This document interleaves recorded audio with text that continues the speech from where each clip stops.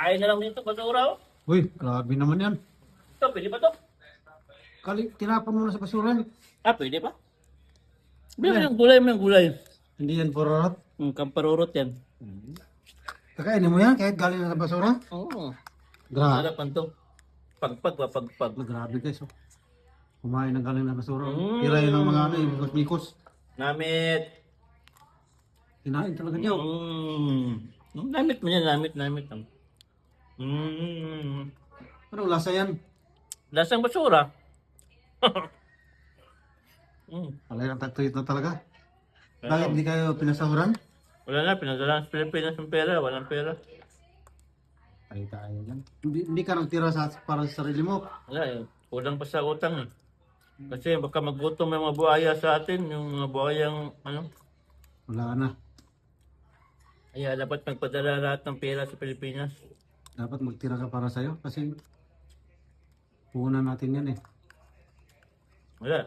Ganun talaga ang buhay. Parang life. Wawa naman si kabayan guys oh. Masarap. Tira na galing sa basura na. May- Tira yun ng mga ano eh, mga mikos-mikos. Mayroon pa mang galing ako. Yan. Yan o. Ayun oh. Tinapon nila. Masarap ito! Sauce ba sauce? Oh. Yummy. Yummy. Baka mamaya, pururot ka niyan ah. Dapat ka. Si Papanis. Pwede pa to. Ito kami guys dito sa Saudi oh. Talagang binis namin na kahit wala na kaming ulam, importante mapadala namin yung aming mahal sa buhay. Wala. Kanin lang. Kanin lang. Walang ulam na. Ubus ng ulam. Ito yung ulam mo. Kanin pa ito Kami mga OFW. Yung iba sabi nila, sarap buhay yung mga OFW, hindi nyo alam na naghirap kami dito oh. Wala na kaming ulam. Wala eh. Ganun talaga eh. Kailangan ma-survive. Survivor Dapat to. dito, survivor ka. Bawal dito arte-arte. Dito, huwag kang mag-abroad, maarte ka.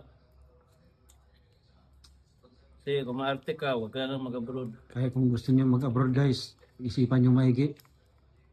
Ang hirap ng buhay dito sa abroad.